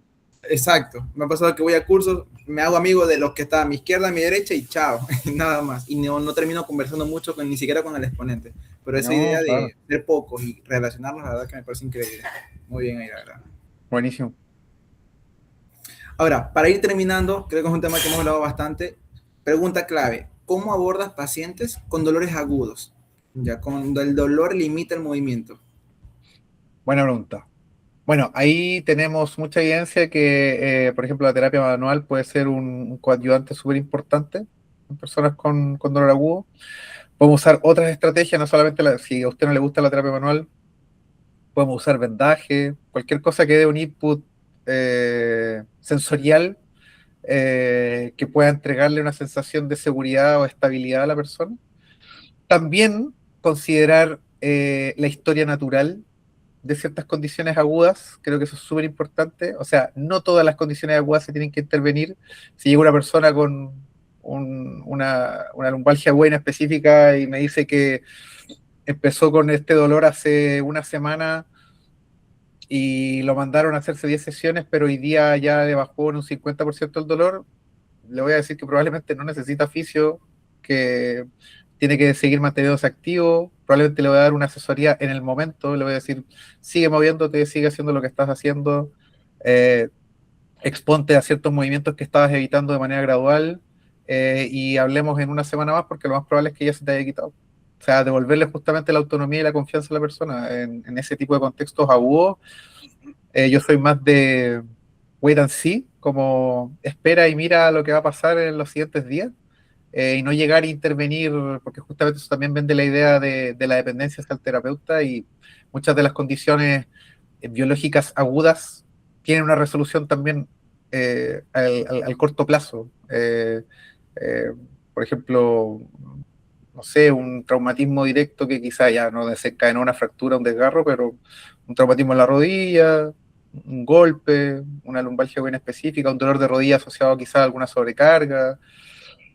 O sea, si el paciente empezó a relatar que le empezó a doler la rodilla justo el domingo que estuvo cambiándose de casa y movió 40 cajas, lo más probable es que ese dolor se asoció a que estuvo moviendo 40 cajas y habitualmente no lo hace.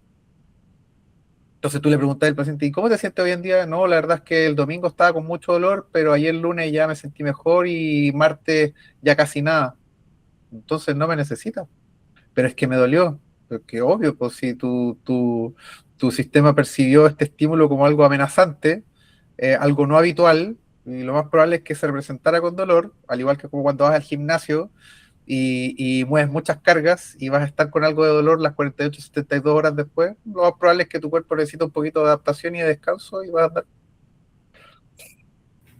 Completamente de acuerdo. Hay una frase de un gran mentor mío, no sé si conoces a Andrés Logroño, un crack acá también en Ecuador, y una frase que él dice es que si tu paciente se recupera en 10 sesiones, muy probablemente no necesitaba esas 10 sesiones. Muy probablemente es simplemente historia natural de evolución. Ajá, totalmente. Ok, Qué belleza, la verdad. Ahora, y en el otro contexto, pacientes con dolores crónicos, ¿qué tanto cambia el abordaje?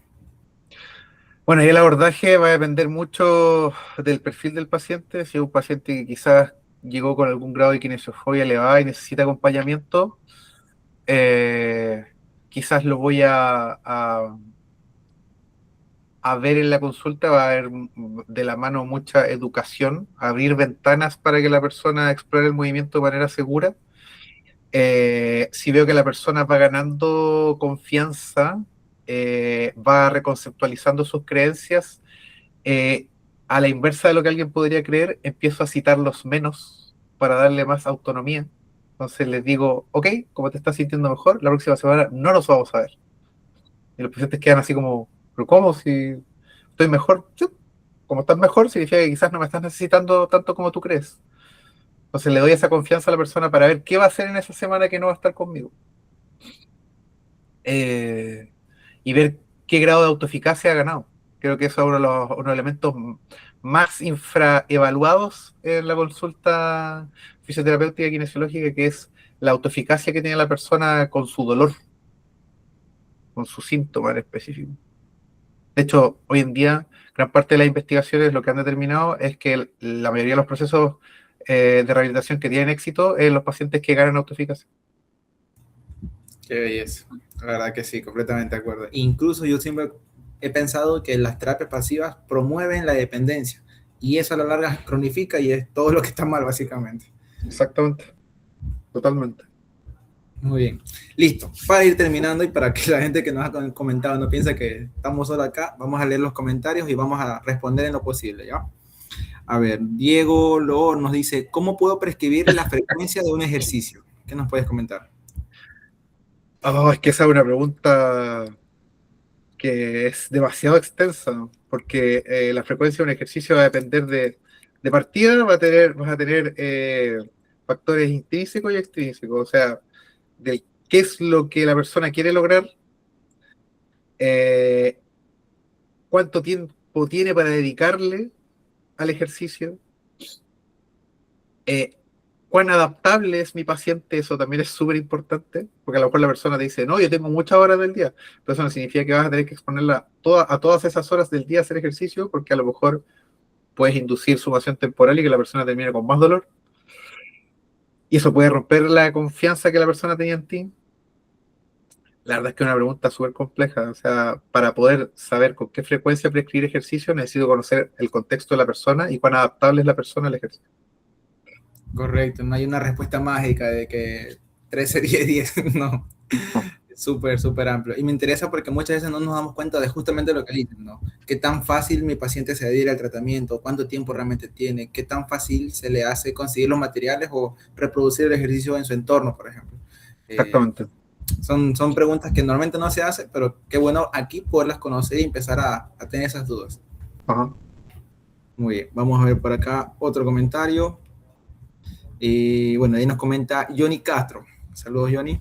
Dice, buenas noches, licenciado Ítalo. Eso mismo iba a preguntar porque muchas veces hay ciertas limitaciones en los recursos del paciente, desbloquea una mala experiencia personal. Eso también no lo comentamos, esto de, se me va el nombre, pero bueno, como de regresar al paciente a su época buena.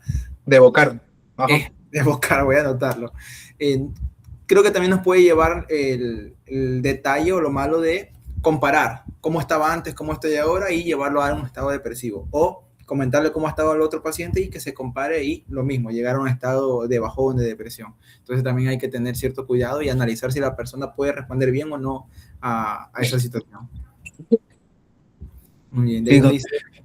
Creo que igual la respondimos en algún momento porque Nixon como que lo volvió a preguntar y hablamos que justamente la idea no es hacer llorar a la persona ni empezar a escarbar y preguntar con respeto si la persona nos quiere contar sobre esta información o no. Sí, viste, ahí nos dice que sí la respondimos. Perfecto, perfecto. No comenten. Entonces no van a hablar de prescripción. No. Al curso, ya saben, al curso. Hay que pelear esos puestos, son solo 12, wow. Me parece súper loco, pero súper interesante. Volví, sepáranos dos. Nos comenta, dice, lesión musculoesquelética crónica, ¿consideras que la terapia debe ser más funcional, o sea, foco externo, o estructural? ¿O es el complemento de ambas generando adaptaciones? Ya. Ahí hay un error de concepto, porque que algo sea funcional no significa que pueda ser con foco interno o foco externo. Una persona puede estar haciendo un peso muerto porque sabe que el peso muerto activa isquiotibiales, glúteo y musculatura lumbar, y aún así es funcional si para la persona está cumpliendo su objetivo. Eso es, de hecho, desde el consenso Delphi que salió hace un tiempo de la definición de lo que es funcional, es si cumple los objetivos de la persona y no cuánto aparataje se utiliza o si es foco interno o foco externo. Ahora, bajo el contexto de personas con dolor persistente, lo más útil en general es utilizar un foco externo, porque justamente aleja el concepto, la creencia desde que el problema está en la estructura. Está sacando de foco el síntoma y que la persona se concentre en la actividad como tal. Entonces, en vez de decirle, vamos a hacer este ejercicio para fortalecer tu columna, es decirle, toma esa pelota que está en el suelo y encéstala. La persona se va a estar divirtiendo y no se va a estar dando cuenta de que está haciendo lo que justamente estaba evitando hacer por miedo o por dolor. Exacto, quitarle la atención o el foco de atención a esa estructura o esa zona y darla en una misión, en un objetivo concreto externo a la lesión. Sí, la verdad que me parece interesante. Y esto de lo funcional yo también siempre lo explico, que debe de cumplir el objetivo del paciente o debe ser transferible en la vida diaria. Y eso es una frase, no sé si conoces a Tomás Bonino, Sí, se lo conozco. que llevo años entiendo con él, y una frase que dice que lo que hacemos en camilla no es transferir en la vida diaria. Y eso explota para muchísimos terapeutas manuales sobre todo. Entonces hay que buscar que nuestras terapias sean funcionales, entendiendo funcional a que cumpla los objetivos que quiere el paciente y que sea transferible, que lo pueda realizar en su vida diaria. Y bueno, por último nos dice, ante una lesión aguda musculoesquelética, ¿cuándo podemos empezar con ejercicio? Bueno, creo que más o menos lo respondimos, ¿lo puedes aclarar? Ante una lesión aguda musculoesquelética, ¿cuándo podemos empezar ejercicio? Desde el día 1. Desde el día 1 porque... De antes de la lesión. Porque... No, o sea, yo te diría desde el día 1 porque tú me podrías decir, pero es que tengo que proteger la zona y no puedes trabajar el lado contralateral. No puedes hacer, por ejemplo, educación cruzada. Hoy en día hay evidencia de que cuando tú aplicas educación cruzada o el constraint, por ejemplo, hay una ganancia contralateral de hasta un 17% en adaptaciones fisiológicas, por ejemplo, hacia la fuerza, porque desde las conexiones interhemisféricas, el cerebro no distingue qué lado está funcionando. Entonces, entrega información hacia los dos segmentos. Entonces, a veces llegan personas acá y me dicen, por ejemplo, hace poco me llegó un chico de que hace jiu-jitsu, un chico de 16 años, una bestia, tiene 16 años y mide como 1,90 m y pesa como 90 kilos, 100 kilos. Se luxó la cadera, se luxó la cadera, eh, se luxó la cadera, tuvo rotura total de la cápsula por posterior, tuvo desgarro total del cuadrado femoral, tuvo esguince del colateral medial de la rodilla, y no me acuerdo qué más.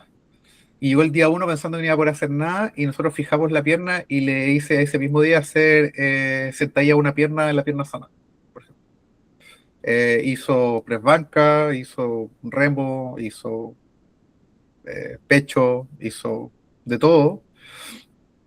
El médico cuando lo evaluó se dio cuenta que no era necesario el abordaje quirúrgico porque era joven y esperando un tiempo podía haber resolución conservadora, que iba a cicatrizar el tejido. Han pasado 2 meses y el paciente está haciendo de todo. Hace sentadilla profunda, hace peso muerto, estamos haciendo trabajos de absorción. No hemos podido quizás hacer pliometría tan intensa porque tenía algo de edema óseo, entonces estamos cuidando un poquito ahí, pero desde el día 1 que él se está moviendo. Qué belleza, ¿verdad? Me parece súper interesante y es algo que yo también comento bastante y es, ¿qué culpa, por ejemplo, se lesionó el tobillo, la rodilla? ¿Qué culpa tiene el resto del cuerpo para limitar a todo por una única estructura? Exacto. Entonces, hay que trabajar todo lo que se pueda. Bueno, está muy bonito, pero creo que ya estamos un poquito cansados, ya es tardísimo. y ya hay que predicar con el ejemplo, ¿no? De dormir las horas que uno debe dormir. Eso, exacto. Bueno, entonces, Yo les agradezco mucho la invitación, chiquillos. La verdad es que me sentí súper cómodo. Me encanta hablar de este tema porque justamente siento que hay más dudas que certezas y me encanta hablar de los temas, tener este tipo de discusiones que a veces creemos que está tan resuelto todo. Por ejemplo, lo mismo que hablabas tú, Javier, cuando presentaste que me dijiste experto en ejercicio terapéutico. No soy experto, estoy todos los días cuestionándome un poco qué efectos tiene lo que hago, porque tanta, tanta basura que a veces le tiramos al modelo biomédico, y en realidad lo biomédico es lo que nos dice desde un biomarcador cómo una persona puede mejorar. Entonces, ojalá que algún día podamos ver esos cambios fisiológicos real, por ejemplo, desde la conciencia. Eso ya es un tema que es una locura si lo empezamos a hablar. Es algo que no podemos medir, es algo que no tenemos cómo evaluarlo. Podemos evaluarlo desde la percepción subjetiva del paciente, pero ¿qué tan subjetiva es dentro de su objetividad? Entonces, eso cae en la, sí, ¿cómo se llama? En el concepto de las qualias. Las qualias son experiencias subjetivas e individuales de la conciencia que no podemos describir. Por ejemplo, si yo te pregunto a ti, Javier, descríbeme el color rojo. ¿Cómo lo describirías? No se puede, no se puede. Y el dolor es lo mismo. El dolor es exactamente lo mismo. El dolor es una qualia. Entonces, el medir eso en un artículo, en un laboratorio, es muy difícil. Ojalá que algún día podemos llegar a esa. Yo creo que no, que yo creo que es imposible, porque es caer en un concepto de la filosofía de la mente. Creo que es tremendamente complejo traducir eso a un biomarcador, pero ojalá que algún día se pueda.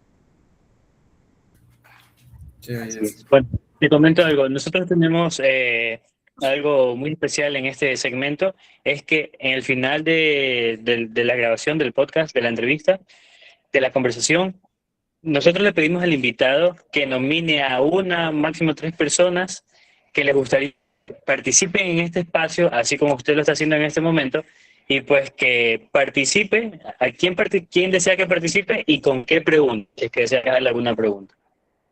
Nomine a una persona. ¿A quién nominaría? Como que se cortó un poco.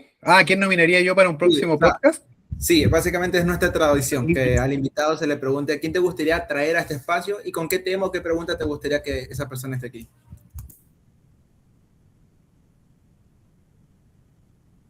Me gustaría que invitaran a Nicolás Maragaño a hablar de dolor. Un crack, Nicolás, qué belleza. Ya, hagamos algo. Menciona el tema y tac, le hacemos clic. ¿Alguien más tal vez? ¿Cómo? Digo, ¿alguien más tal vez que quisieras también traer aquí, a este espacio? ¿Podría ser al Nico o podría ser... Déjame pensar en un tema que sea... ¿Sabe quién me gustaría? ¿Conocen a Acer Donado? Sí, un crack, un capo. Podrían invitar a Acer y hablar de habilidades comunicacionales. Él es un tremendo referente en esa área. Perfecto, así será entonces. Le vamos a hacer clic y se lo pasamos para que acepte la invitación. Ya, buenísimo. De paso Si decir que... necesitan influencia, yo puedo hablar con él. Ya, perfecto. Sí, nos ayudaría bastante. De hecho, decir que estás aquí gracias a la invitación, bueno, a la nominación que te hizo Armin López, también estuvo súper bueno ese podcast. Un crack el Armin. Sí. Bueno, Ítalo, por mi parte, la verdad, encantado. Superó todas las expectativas. Mi idea era en el proceso, pues, irnos del tema del ejercicio, pero creo que comenzamos duro y me encantó. Muchísimas gracias, la verdad que... Un abrazo a usted y un abrazo a la gente que también se conectó y que estuvo ahí esta tarde escuchando. Sí, la verdad. Por mi parte, de igual manera, agradezco que hayas aceptado nuestra invitación. La verdad que nuestro objetivo es que más personas se sumen a este movimiento, al conocimiento actualizado, por así decirlo. Y bueno, pues como todos lo vimos hoy día, desaprendimos del ejercicio y eso es muy bueno. Eso es muy bueno. La verdad, yo Esa es estoy la idea. encantado. me pareces una excelente persona y pues me gustaría aprender un poquito más de ti. Entonces, si es que puedes hacernos la invitación, darnos más información respecto al curso, te lo agradecería. Y bueno, Ya, un Nixon, gusto, ¿eh? Un buenísimo. gustazo. Un gustazo, que estén muy bien y descansen todos. Nos vemos, que tengan una excelente noche. Chao. Chau, chau.